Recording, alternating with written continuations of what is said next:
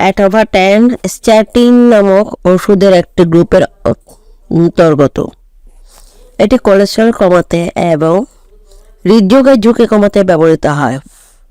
Cholesterol হলো একটি চর্বিযুক্ত পদার্থ যা আপনার রক্তনালীতে জমা হয় এবং সরু হয়ে যায়, যা হার্ট অ্যাটাক বা স্ট্রোকের কারণ হতে পারে।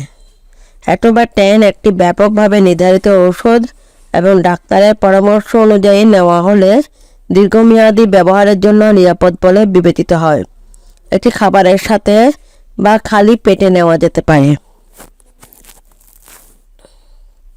আপনি এটি দিনের যে কোনো সময় নিতে পারেন, তবে প্রতিদিন একই সময় এটি নেওয়ার চেষ্টা করুন। উচ্চ কোলেস্টেরলযুক্ত বেশিরভাগ লোকেরা অসুস্থ বোধ করেন না, তবে আপনার ওষুধ বন্ধ করা আপনার কোলেস্টেরলের মাত্রা বাড়িয়ে তুলতে পারে, আপনার অবস্থা আরও খারাপ করে তুলতে পারে এবং আপনার হৃদরোগ এবং স্ট্রোকের ঝুঁকি বাড়ায়। আপনার কোলেস্টেরলের মাত্রা নিয়মিত পরীক্ষা জরুরি। এই ওষুধটি চিকিৎসার কর্মসূচি একটি মাত্র অংশ, যার মধ্যে একটি স্বাস্থ্যকর খাদ্য, নিয়মিত ব্যায়াম, ধূমপান ত্যাগ, অ্যালকোহল গ্রহণের পরিমিত এবং ওজন হ্রাস অন্তর্ভুক্ত করা উচিত। এই ওষুধটি গ্রহণ করার সময় আপনি স্বাভাবিকভাবে খেতে পারেন, তবে চর্বিযুক্ত খাবারগুলো এড়াতে চেষ্টা করুন।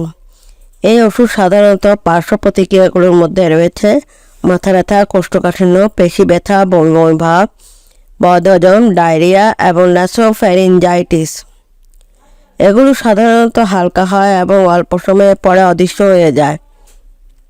আপনার ডাক্তারের সাথে পরামর্শ করুন যদি তারা অবহিত থাকে, বা আপনি যদি আপনার চোখ হলুদ দেখতে পান বা বারবার অপোক্ত পেশি ব্যথা পান।